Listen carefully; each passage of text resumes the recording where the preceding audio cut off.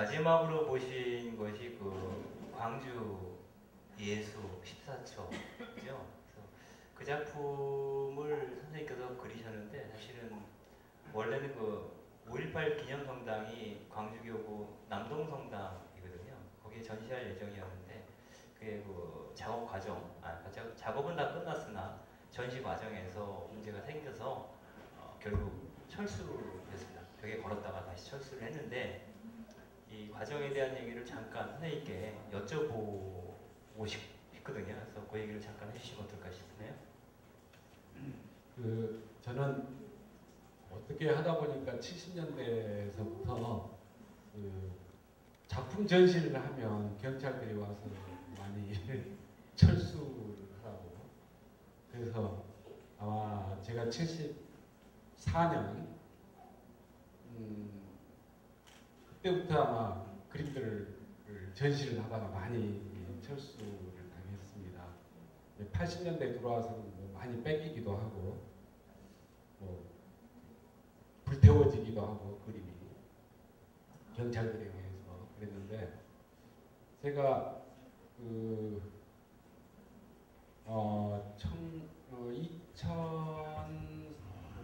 2006년에 광주항쟁 5월 광주항쟁 일종의 기념 성당으로 광주 남동성당이 지정이 됐습니다. 그래서 광주 대교구에 있는 정의평화위원회 사재단 신부님들이 서로 논의를 해가지고 저한테 남동성당의 14척 광주 예수를 그려줄 수 있느냐 문의가 들어왔어요. 그래서 영광스럽다.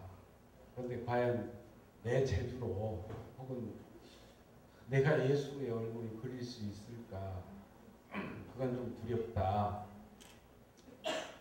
저는 아직 예수를 만난 적도 없고 예수를 본 적도 없어서 참 그리기가 그렇다. 그러나 내가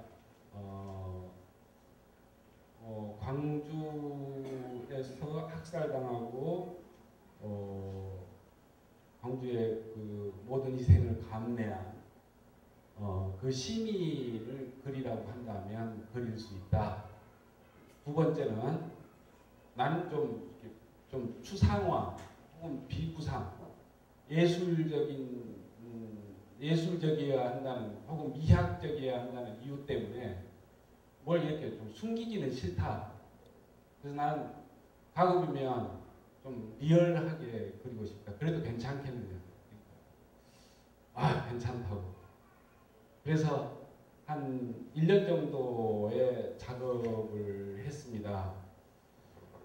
작업을 하면서 제가 공부를 좀 많이 했죠. 제가 젊었을 때 독일에서 유학했던 그런 경험이 있어가지고 이탈리아나 독일에서 상당히 많은 이콘화를 받고 그래서 다시 이제 브라파에 가서 그런 이콘화들을 보고 그리고 아주 제가 좋아하는 지금 고인이 됐습니다만 아주 좋아하는 독일의 작가 이름을 잊어먹었는데 작가가 있습니다. 그분이 예수님의 일대기를 그리신 분인데 디셀도르프에서 한 30분 정도 승용차 타고 가면 작은 시골 마을에 그분이 살았던 집을 미술관으로 꾸며서 그 그림들이 이렇게 전시되어 있고 그럽니다. 거기 가서 그 그림도 보고 공부를 그 덕에 좀 많이 했죠. 그래서 그려서 드디어 남동성당에 이제 남동성당에 원래 있었던 14처 그림 작품이 한 요만씩 한데 이건 상당히 큽니다. 이거 한 절반 정도 돼요. 그림 하나. 네. 그러니까 남동성당 전체 그 안에를 실내 디자인을 다시 해야 됩니다. 그래서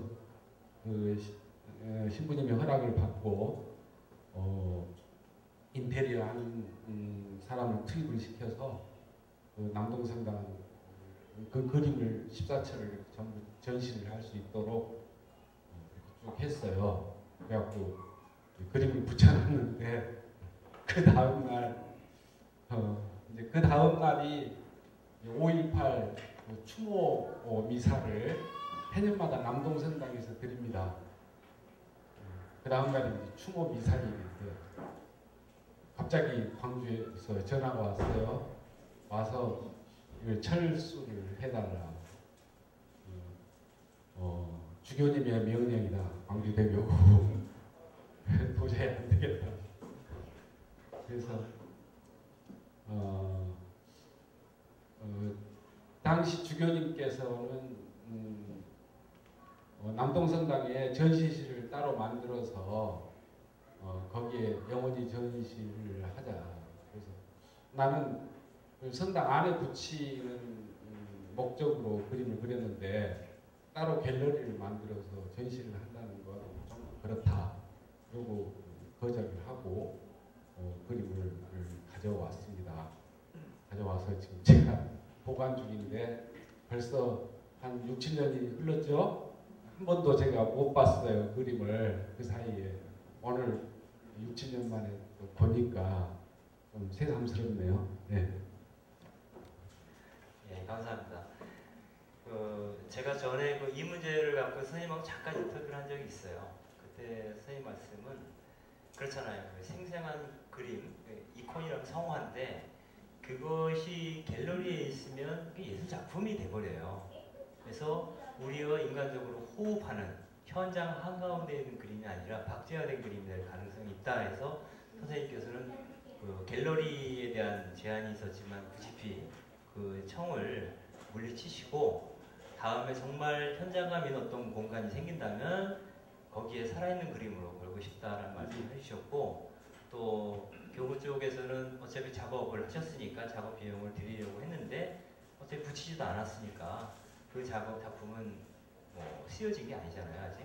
그래서 그 비용에 대한 것도 사양을 하셨다고 그렇게 말씀하시고 있고요. 그래서 언젠가 저 그림이 정말 있어야 할 곳에 걸리게 된다면 우리 교회와 그리스도인들이 좀 더 새로운 어떤 그 영적인 감흥 안에서 현장 속에 깊이 들어가서 살 수 있게 되지 않을까 그런 생각을 잠깐 해봅니다. 선생님께서 광주에 대해서 특별히 그 관심을 가지시고 또 야스쿠니 신사와 관련된 궁극주의에도 관심을 가지고 국가폭력에 대한 관심이라고 말씀드릴 수가 있어요. 그 대표적인 사건이 한국에서는 광주 학살인데요. 그 광주 학살 당시에도 선생님께서 체험하신 바가 있습니다. 그래서 그 몇 가지 에피소드 정도 특별히 광주가 인간적으로 깊이 다가왔던 이야기를 잠깐만 좀 들려주시면 어떨까 싶네요. 시간도 없는 것 같으니까 간단하게 한 말씀만 드리겠습니다. 저는 광주 항쟁 전 그 10일간의 항쟁 동안 문화선전대로서 활동을 했습니다. 그 당시 우리 문화선전대한테도 칼빈 소총이 지급이 됐는데요. 저한테는 총알이 4알, 구리로 만들어진 총알이 4알 지급이 됐습니다. 근데 뭐 저야 프라카드 쓰고 대자보 쓰고 뭐 그러니까 총을 쏠 뭐 그런 기회는 없었죠. 그래서 아예 칼빈에서 총알을 제거를 해가지고 제 이 포켓 그러니까 주머니 속에다가 총알을 4알을 이렇게 넣어놨는데 26일 저녁에 이제 비상이 걸렸어요. 시민군 본부에서. 그래서 오늘 영시를 위해서 새벽 영시를 위해서 개헌군들이 밀려온다. 그러니까 도청 시민군 본부를 사수하는 시민 기동 타격대를 남겨놓고 제외하고는 전부 집으로 철수해라. 그래서 저도 YWCA 지금은 이제 YWCA가 저쪽 귀퉁이로 옮겼습니다만 그때는 바로 도청 앞에가 있었습니다. 우리 문화선전대 본부는 YWCA였거든요. 그래서 거기에서 전부 치워놓고 그러고 총을 반납을 하고 가야 됩니다. 그 도청에. 그래서 총을 반납하러 갔다가 제 그 선배가 이제 시민군 대변인 윤상원 대변인이 있어서 제가 이제 만났어요. 이야기를 해가지고. 그러니까 도청군이 이제 국기에 잠겨져 있고 고초들이 서 있는데 이야기를 하니까 왔어요. 그런데 얼마나 초조하겠습니까? 이제 밤이 이렇게 저물고 있는데. 그런데 그 윤상원 선배가 담배가 다 떨어졌대요. 그러니까 담배가 이제 전 길이 막혀 있어서 담배가 못 오니까 있는 담배가 다 떨어진 겁니다. 그래서 잠깐 기다리라고.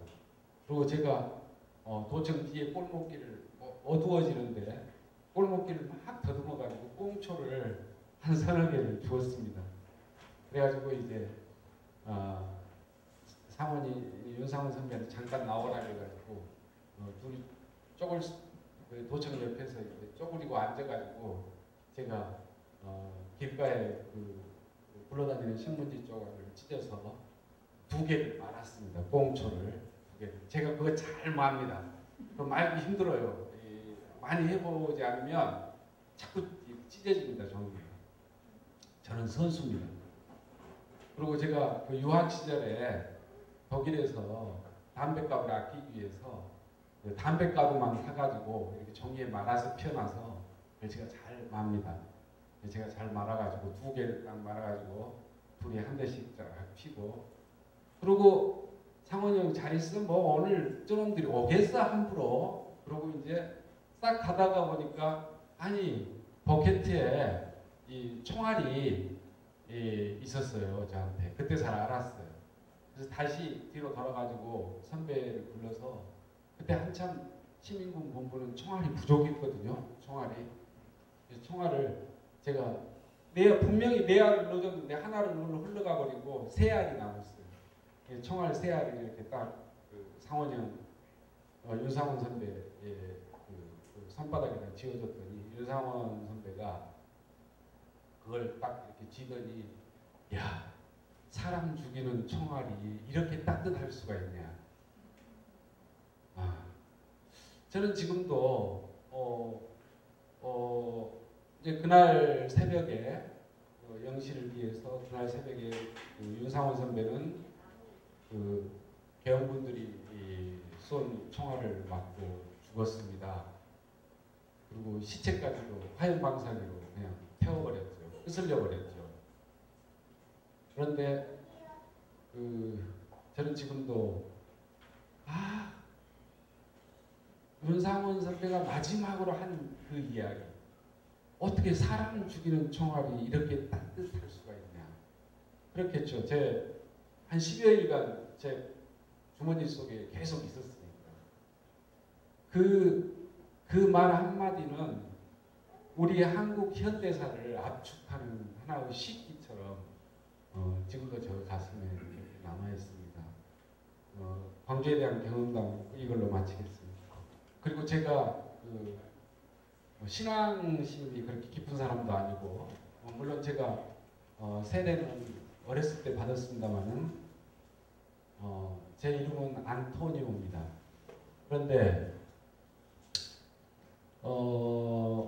제가 이 가슴에 병이 들어가지고 젊었을 때 폐결핵이 걸려가지고 한산촌 목포 근방에 있는 한산촌이라는 폐결핵 요양소가 있습니다.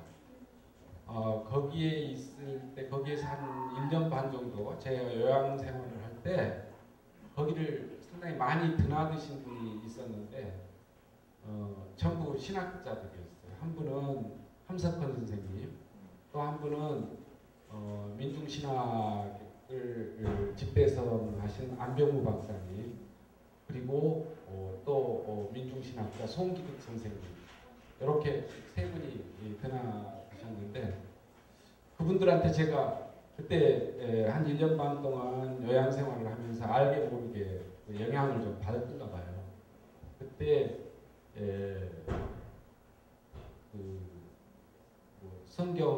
성서를 좀 읽었던 기억이 있고 그 뒤로는 보지를 못했습니다. 그러다가 갑자기 우리 편집장님의 부탁을 받고 뭐 내가 신앙생활도 안 하는데 그냥 뭐 지금 여기 사이트에 뭐 내가 마치 뭐 무슨 엄청난 뭐 이런 것처럼 신앙 에세이를 쓰는 것도 좀 뭐하고 그래서 내 예수를 한번 찾아보자 해서 아예 그냥 예수 일대기를 감히 예수 일대기를 써볼 생각을 했습니다. 그런데 제가 그 예수님을 생각을 하면 꼭 요한이 떠올라요. 요한. 세례 요한. 그런데 그 요한하고 예수는 둘이 굉장히 갈등 관계였던가 봐요. 아마 저는 그렇게 생각이 됩니다. 이건 순전히 그 예술가로서의 하나의 본능, 동물적 본능이라고 할 수가 있겠습니다. 특히 예수님 마음 안에는 요한에 대한 콤플렉스가 굉장히 강하게 남아 있었던 것 같습니다. 저는 물론 성서를 읽는 사람마다 자기 입장에서 이해를 하겠지만 제가 그 공간복음서를 이렇게 읽어보면 예수님이 요한에 관해서 이야기를 할 때마다 그런 그 콤플렉스가 뚝뚝 묻어져 나오는 것 같아요.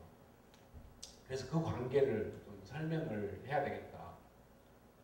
그리고 두 번째는 수많은 책을 이렇게 읽어봐도 예수님에 대한 수많은 책을 읽어봐도 다른 건 다 자상하게 나와 있어요. 심지어는 나병 환자를 어떻게 치료를 했는가까지도 그 다음에 사흘 후에 어떻게 부활을 했느냐까지도 다 자세히 잘 나와 있는데 왜 갈릴리에서 전도를 하다가 갑자기 예루살렘으로 죽음의 행진을 했는가에 대해서는 정확하게 그 이유가 나와 있지를 않아요. 그리고 어떠한 신학책에서도 그걸 의문을 갖고 보지도 않아요. 당연히 그냥 가는 걸로 나와요. 6월절이니까 6월절 행사를 하기 위해서. 그런데 가면 죽는다는 걸 뻔히 알면서도 그 죽음의 대행진을 예수님이 하셨단 말입니다. 그 이유를 저는 캐고 싶었어요. 그 다음에 왜 예수님이 많이 죽을 줄 알면서 그 예루살렘을 입성을 했는가, 들어갈 수밖에 없는가라는 그 당시 사회적 여러 정황들을 한번 제 나름대로 이렇게 퍼즐을 한번 맞춰보고 싶은 그런 생각이 들었습니다. 그래서 제 나름대로 수많은 정보들을 좀 이렇게 취사 선택을 했습니다. 특히 가장 저한테 도움을 많이 줬던 것은 요제푸스의 유대 고대사. 그 유대 고대사 요제푸스는 아마 예수님 돌아가시고 나서 한 30-40년 후에 그 당시 고대의 역사를 쓰신 분인데, 쓰신 학자인데, 역사학자인데, 그러니까 거의 뭐 예수와 동시대를 같이 살았다고 하면 되죠. 근데 그 양반 요제푸스 고대사에 보면 요한에 관해서는, 세례 요한에 관해서는 거의 한 2페이지 정도 할애가 됩니다. 그런데 예수님에 관해서는 딱 한 서너 줄이에요. 그러니까 예수님 사후 한 50년이 지나서도 사실 대중들한테, 유대 대중들한테 훨씬 더 유명했던 사람은 기억에 남아 있었던 사람은 예수보다는 세례 요한이었던 것 같아요. 과연 그게 왜 그랬을까? 왜 그랬을까? 항상 그 역사가 진실을 말해주는 것은 아니거든요. 어떤 의미에서 특히 그 역사를 쓰는 자의 입장이 어떤 입장이냐에 따라 진실을 감춰버릴 수도 있고, 혹은 죽음을 사수하고 자기의 학자적 생명을 내걸고 진실을 밝힐 수도 있고 그런단 말입니다. 요즘 이명박 정부 들어와서 이승만 전 대통령이 다시 살아나서 동상도 세워지고 그렇지 않습니까? 이렇게 역사는 승자의 입장에서 기록되는 것이기 때문에 요제푸스의 고대사를 제가 또 다 믿을 수만은 없잖아요.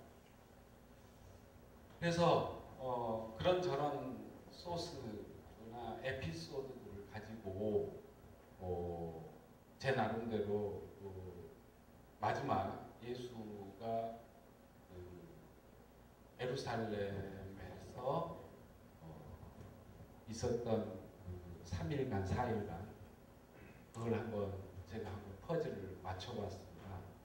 그런데 지금 생각하니까 아주 부족한 게 많고 또 모 출판사에서 그걸 책으로 내자고 그러는데 제가 이제 이걸 연재할 때하고 또 책으로 단행본으로 낼 때하고 또 전혀 다르잖아요. 제가 다시 한번 다 그걸 또 써야 되는데 이제 또 그럴 시간도 없고 그래서 아예 묵혀놓고 있습니다. 제가 무슨 소설을 쓰겠습니까? 맞춤법도 모르는 놈이 오죽 공부를 못했으면 미술대학을 갔겠어요.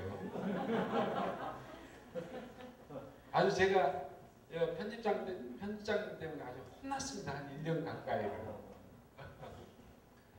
예, 감사합니다. 근데 여전히 궁금하죠? 네? 왜 요한이 그렇게 유명했고 예수님이 요한에 대한 컴플렉스를 가진 것처럼 느끼셨을까 궁금하잖아요. 이게 답이 없으셨거든요. 그 답을 좀 해주셔야 될 것 같아요. 간단하게라도요.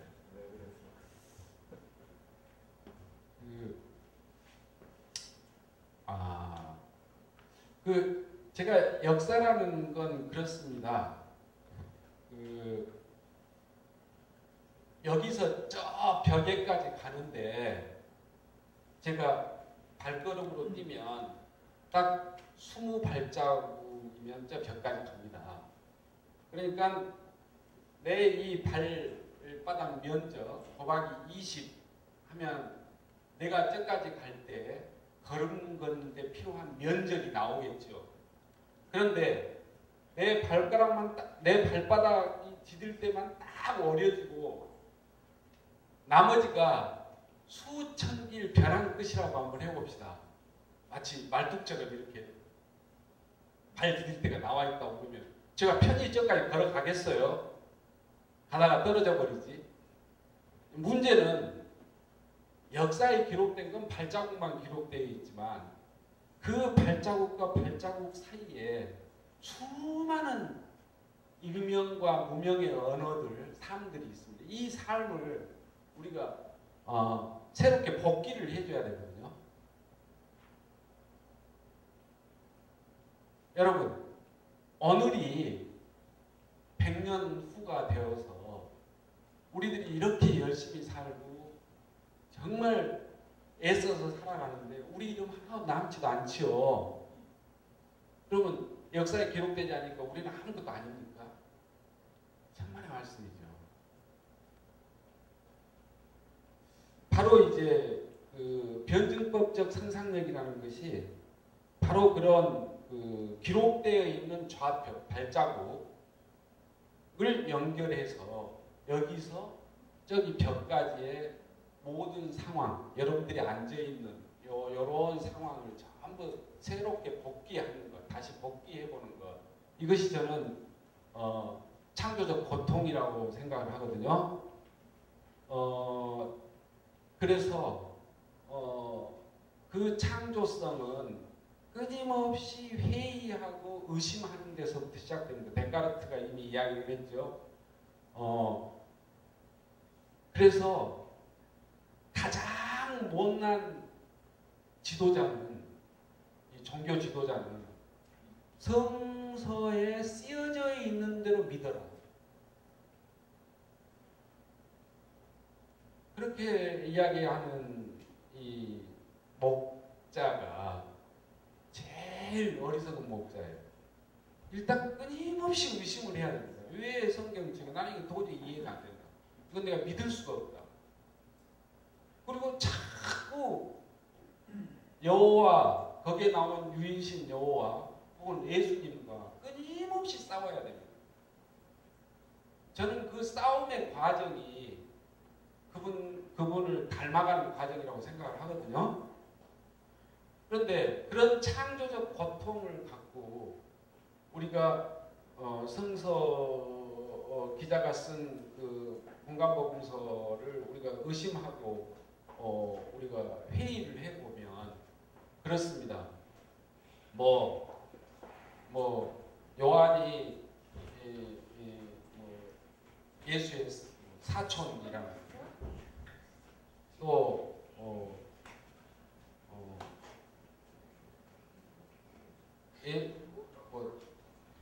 예수님이 임신했을 때, 마리아가 예수님을 임신했을 때 요한의 어머니 엘리사벳이 만났을 때 뭐 어쩌고저쩌고 하는 에피소드가, 또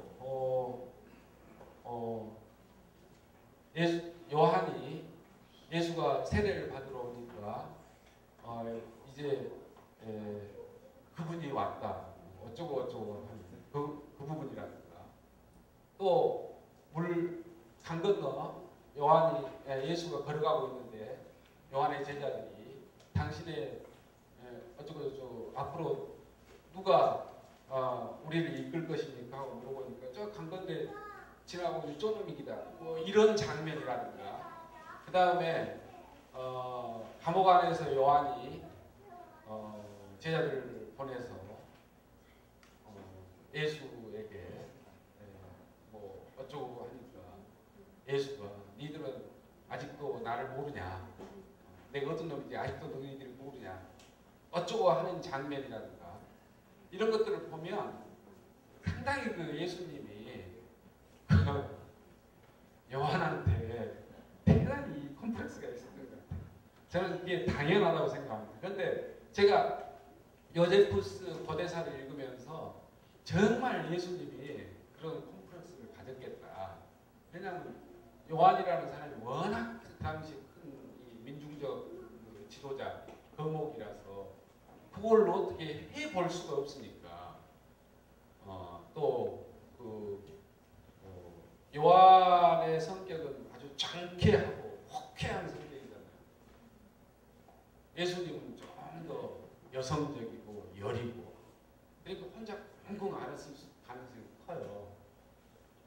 그런 콤플렉스가 결국은 그런 콤플렉스를 극복해 가면서 바로 요한을 극복하고, 요한을 극복했으니까 결국은 죽음조차도 두려워하지 않는 그런 또 자기 자신을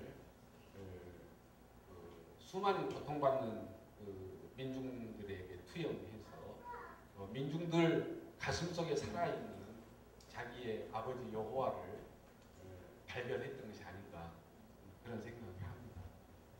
예, 제가 조금 부연 설명을 좀 드려야 될 것 같아요.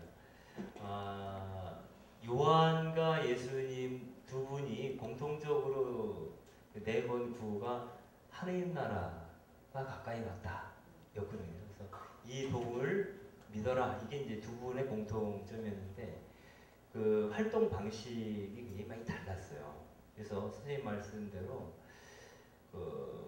요한, 그 당시에 아주 명사로 유명한 지도자로 이름이 나 있던 요한에 대한 콤플렉스를 창조적으로 극복해가는 과정에서 정말 예수님의 진면목이 드러난 것이 아니냐, 이렇게 보시는 거고요. 그래서 그 결과 요한은 요르단강으로 사람들로 또 오라 그랬잖아요. 예수님은 내가 갈게였어요. 방식이 달라요. 그죠? 와서 세례 받는 게 아니라 세례 받으러 올 필요 없어. 내가 너희들한테 가마. 이렇게 되거든요. 그리고 그 회개의 부분, 참회의 부분, 죄의 부분보다는 오히려 어떤 그 성령으로 인하여 거듭나는 새로운 삶에 대한 것, 미래에 대한 전망, 아마 이런 것들 속으로 들어가시지 않았을까. 그리고 기본적으로 요한은 사제 가문이죠. 근데 예수님은 그야말로 그 당시 유대 사회에서 평신도였고 직업도 아주 미천한 직업 분에 속하는 분이셨고, 그래서 그런 신분적인 차이가 우리가 그렇잖아요. 신부님들에 대해서 어떤 콤플렉스, 정말 뭔가 해보고 싶은 평신도들은 다 콤플렉스가 있어요. 예? 일부러 콤플렉스를 주지 않는 신부님 앞에서도 내 스스로 갖는 콤플렉스가 있어요. 아마 예수도 요한에게서 그런 걸 느꼈을 수도 있겠다. 그런데 사제들이 할 수 없는 일을 평신도는 정말 잘할 수 있습니다. 왜? 사제들은 사제이기 때문에 할 수 없는 어떤 한계가 있어요. 교회 사람으로서.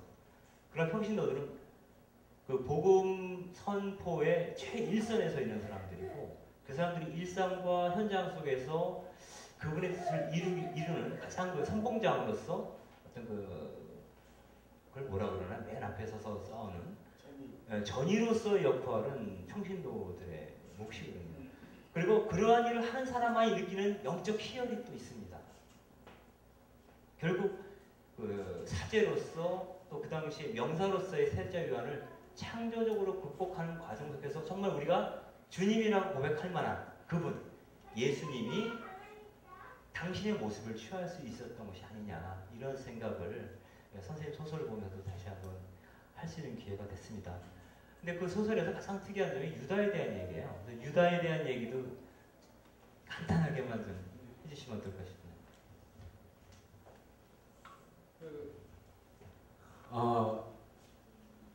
저는 예수님이 가장 사랑했던 제자가 저는 유다라고 하는데 저는 지금도 확신을 갖고 있습니다. 왜냐하면 제가 80년대 운동을 하면서, 민주화 운동을 하면서 저는 그 전대, 돈 말이죠. 돈, 예산, 돈을 가장 믿을 만한 후배에게 맡깁니다. 네, 그러죠? 돈이란. 그런데 어쨌든 유다는 다른 제자들이 끊임없이 희생을 많이 하죠. 그럼 아주 뭐 발로 찔러봐야 피도 한 방울도 안 나오려고, 뭐 너무 구두쇠 같은 거 어쩌고. 그럼에도 불구하고 예수님은 죽는 날까지 그 전대를 유다에게 맡겨놓습니다. 그만큼 믿었던 것이죠.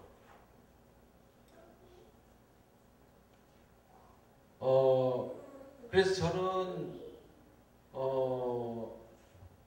유다가 예수님을 배신했다, 좀 이건 아닌 것 같습니다. 이 애증의 관계, 서로 제자들끼리 애증의 관계였던 것 같습니다. 우리가 뭐 제자들이 12제자 그러지만 그 12지파에서 나온 이야기고 제자가 12명밖에 없었겠어요. 근데 대부분 제자들이 전부 갈릴리 사람들이었단 말이죠. 그리고 아주 독특하게 유다만 남부 유대인인데, 유대 사람인데, 갈릴리 사람들하고 유대 사람들하고 별로 사이가 안 좋죠. 마치 경상도 사람들하고 전라도 사람들하고 항상 말투도 틀리고 생각하는 것도 좀 틀리고 서로 그러듯이. 그런데 그런 그 제자들 간의 그 애증의 관계가 유다가 배신자로 이렇게 규정되게 되는 지금까지 그런 관계로 기록된 것 같아요. 그래서 한 가지 교훈이 있다면, 저는 그 신자들끼리는 절대 애증의 관계가 좀 없어야 되겠다. 그러다 잘못하면 없는 배신자 만들어 놓는다. 저는 확신합니다. 마지막까지 예수도 유다를 믿었었고 유다도 예수님을 사랑했었고 그 증거는 자살했다는 것에 나오거든요. 그건 예수를 사랑하지 않았으면 그 열패감, 공허감 때문에 자살을 할 리가 만무하죠. 상당히 사랑했던 사람이고 그 다음에 예수의 모든 프로젝트, 그러니까 갈릴리로 가서 갈릴리에서 자가용을 사가지고 요즘 같으면 자가용이겠죠. 마흐바흐 정도 되는. 왜냐하면 갈릴리에서 배를 자가용으로 썼으니까. 그러니까 배를 사용했으니까 오늘 아침에 저 양반들이 저기 있더니 왜 오늘 오후에 저가 있나 뭐 날라다니나 아니면 둔갑순이 불이나 이렇게 나오잖아요. 그때는 배가 최첨단에 탈 것이었죠. 지금 아마 마흐바흐 이런 정도 아니면 최소한 BMW 정도 되겠습니다. 그러니까 예수가 우리가 생각하면 지금 뭐 성서만 읽고 뭐 아주 좀 꼬질꼬질한 사람 뭐 이런 식으로 생각하기가 쉬운데 사실 따지고 보면 대단히 핸섬했고 얼굴도 대단히 여자들이 막 따라다니는 거 보면 얼굴도 얼짱이었던가 봐요. 그 다음에 아주 시적 감수성, 그 양반 말하는 거 보면 아주 시적 감수성이 아주 너무하잖아요. 시인이잖아요, 시인. 그래서 사람들의 심금을 아주 꽉 잡아서 마음을 꽉 잡았을 것이고, 그 다음에 첨단 그런 기술, 또 첨단 그런 이 사상 이런 것들을 한 개방적으로 잘 받아들이고 그리고 하여튼 그랬던 것 같습니다. 지금 말하자면 배를 타고 막 이리저리 갈릴리를 뭐 거의 종횡무진할 정도가 됐으니까 요즘 말하면 강남자파가 아니었을까 이런 생각도 해봅니다. 굉장히 세련된 사람이었어요. 그냥 뭐 담요떼기 하나 걸치고 뭐 이렇게 추레한 사람이 아니었다고. 아주 세련된 사람이었어요. 그래서 하여튼 저는 그렇게 유다가 배신자로 그 작은 요한이 그렇게 규정을 하면서도 결국은 2000년이 12제자 안에서 유다를 빼지 못하고 결국 지금까지 남아있는 이유는 저는 그렇습니다. 이게 성령의 힘 아니면 절대 해결할 수 없는 거든요. 잘 모르면 그 성령의 힘이라고 부르면 되잖아요. 그런 게 작동하지 않으면 그런 비밀스러운 정말 미묘한 인간의 힘으로 어찌할 수 없는 그런 게 작동하지 않으면 이건 2000년 동안 어떻게 그게 남아있겠어요. 벌써 뭐 빠져버렸지. 안 그러겠어요? 그동안 2000년 동안 한번 이 기독교가 얼마나 모진 꼴도 당했지만 못된 꼴도 많이 저질렀습니까? 인류의 역사에서. 그런데 아무리 그게 성서 기자가 쓴 기록에 12제자로 남아있다 하더라도 유다가 그런 배신자를 놔뒀겠어요? 벌써 어떻게 조작해가지고 어떻게 해버렸지. 유다라는 이름을 지워버렸지. 근데 지금까지 남아있는 거 보면 아마 예수님 곁에 잘 오손도손 앉아있을 겁니다. 네, 마지막 질문 하나만 드리고 마무리를 하도록 하겠습니다. 선생님 소설에 보면은 예수님께서 예루살렘 사지죠. 죽을 자리 찾아가는 길인데 가기 전에 막 갈등을 하시다가 그 시점에서 만난 사람이 마리아 막달레나였던 걸로 나와요. 그래서 그 한 여인과의 어떤 그 애틋한 정회, 사랑 뭐 이런 것들이 죽음을 두려워하지 않는 어떤 힘을 주었던 것이 아닌가. 그리고 그 배후에 물론 이제 그분이 또 계셨겠지만 아무튼 그래서 구체적인 인간적 사랑과 그 하나님에 대한 또 세상을 향한 어떤 사랑과 어떤 관련이 있다는 것인지 뭐 이런 얘기를 좀 해주시면서 마무리를 해주시면 어떨까 싶습니다. 사실 제가 제일 이 소설을 쓰면서 제일 제가 머뭇거리고 써놓고도 한 열흘 동안을 이걸 원고를 보내야 돼 말아야 돼 걱정했던 게 막달라 마리아와 예수님의 동침 사건입니다. 그런데 그걸 제가 3회 정도나 아주 열붙이게 썼는데 지금 다시 읽어도 제가 얼굴이 제가 붉어질 정도로 너무 섹시하게 썼어요. 거의 포르노 소설처럼. 한번 보세요. 그런데 저는 그렇습니다. 인류가 만들어낸 어떤 이 영웅설화에도 하다못해 민담, 서사무가, 신화, 구체적인 역사에 이르기까지 또 우리 시대의 중요한 역사적 에피소드 거기에 분연히 민중들을 위해서 나섰던 사람들 그리고 죽음을 불사했던 사람들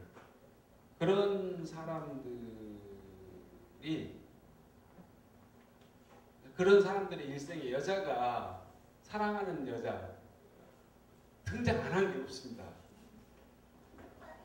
이건 우리 인류 역사의 ABCD죠. 네.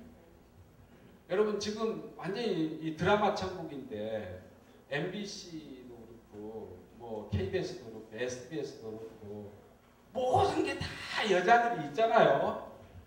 그러잖아요. 근데 저는 그걸 막달라 마리아와 예수님의 그런 사랑으로서 특별하게 저는 보지는 않습니다. 막달라 마리아를 내세워서 예수님이 모든 사람들을 고통받는 자기 주변의 모든 사람들을 어떻게 사랑을 했는가를 보여주는 것이죠. 그리고 그들과 일치가 되고 합일이 되는 과정을 어떻게 가져가는가 예수라는 사람이 나는 그걸 막달라 마리아를 통해서 이제 한번 구현을 해보고 싶었습니다. 그래서 저는 그렇습니다. 우리가 여호와는 기독교는 유일신 사상이잖아요. 저는 이것이 변증법적으로 끊임없이 신이라는 것이 확산되고 응집되고 또 응집되었다 확산되고 응집되고 이 과정을 쭉 거쳐가면서 저는 발전하는 것이라고 봅니다.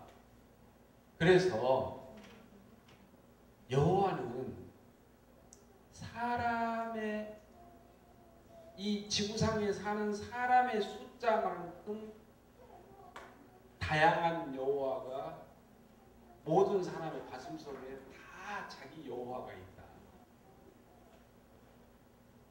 어떤 사람이 내 마음 안에 신 나의 여호와를 발견을 했습니다.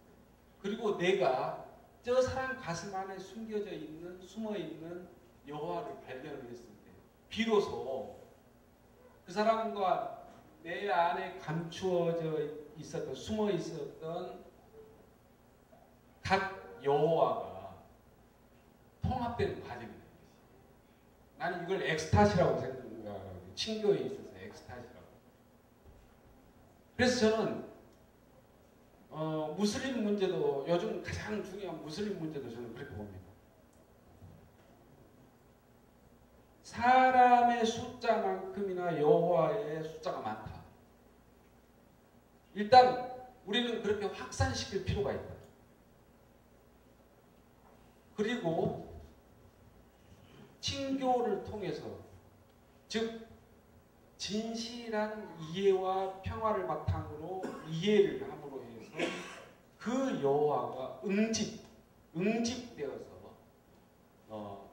하나의 유일한 절대자로, 우리의 절대자로 딱 내세워지는 것. 이 과정이 저는 유일신 사상의 발전 과정이라고 보거든요. 저는 바로 소위 소통의 과정, 저 사람 안에 숨어있는, 가슴속에 숨어있는 여호와와 내 가슴속에 숨어있는 여호와가 서로 합치되는 그 과정, 그 과정을 저는 예수가 막달라 마리아를 통해서 겪었던 것이 아닌가. 그러면서 그 뒤로부터 예수는 요한의 그런 엄격한 소위 절대적 고독으로 벗어날 수 있었다. 그런 콤플렉스에서 벗어날 수 있었다. 그리고 사랑이라는 정말 그 위대한 사랑이라는 태제를 과감하게 던져놓을 수가 있었다. 그 사랑이라는 태제로 모든 구약의 계율을 이제 깨끗이 씻어내는, 소위 무당이 씻기굿을 하듯이 깨끗이 씻어내는 그 죄악과 모멸감과 전쟁과 서로 아주 잘난 체 하다가 패배하는 소위 구약의 과정을 깨끗이 청소할 수 있는 그런 게 아니었던가, 그런 생각을 하거든요. 그래서 막달라 마리아, 예술에 그런 게 많습니다. 그림에도 그런 게 많이 있고 노래에도 많이 있죠. 막달라 마리아, 특히 우리 그림에 많습니다. 이 서양 미술에 막달라 마리아가 예수를 바라보는 눈, 이렇게 보면 다른 제자들하고는 틀려요. 그 남녀간의 애정이 있는 그런 얼굴 표정으로 그려놓습니다. 근데 그런 것들을 차지하고 나서 뭐 그런 것들을 우리가 뭐 꼭 주장하자는 것이 아니고, 막달라 마리아와 예수님의 친교의 과정은 모든 사람들, 예수님 주변의 모든 제자들과도 바로 그런 친교 과정, 그런 친교 과정을 거쳐서 사랑이라는 태제가 이룩되었다. 저는 제가 쓴 글에서 그렇게 주장을 했습니다. 예, 감사합니다. 예. 그래도 저도 한마디 마무리 이야기를, 선생님 말씀 들으면서 좀 다른 식으로 표현하면, 우리 각자 안에 나름대로 현존하고 계시는 분이 계시죠. 그 분들끼리 서로를 알아보는 거고요. 서로 알아볼 때, 너 왜 거기 있니? 나 여기 있는데. 반가워서 인사하는 게 바로 한 인격과 또 다른 인격이 만나서 일치하는 과정이다. 바로 그것을 우리는 하느님 안에서 이루는 사랑이라고 볼 수가 있겠고, 그것은 부처님 연인관계에서도 발생하고 우리 안에서도 언제든지 얼마든지 발생할 수 있다는 생각이 들고요. 아무튼 나의 어떤 확장이 곧 하느님의 확장이라는 생각이 들어요. 그래서 곁에 계신 형제, 자매분들이 남이 아니라 나의 확장, 또 다른 나라고 이해될 때 그들 안에도, 또 나를 포함한 그들 안에도 확장되어서 현존하시는 그분에 대해서 우리가 깨닫게 되는 것이 아니냐, 이런 생각을 해보게 되고요. 또 하나는 아가서를 보게 되면 남녀 간의 사랑을 통해서 그분과 우리와의 사랑에 대한 이야기를 하고 있거든요. 그래서 아마 이 소설에서는 마리아 막달레나와 예수님의 구체적인 사랑을 통해서 인류와 그분과 맺는 사랑에 대해서 이야기하고자 하는 것이 아니냐, 이런 생각도 잠깐 해보게 됩니다. 아무튼 긴 시간 이야기 해주신 홍성담 선생님께 다시 한번 박수를 좀 부탁드리겠습니다. 네. 감사합니다.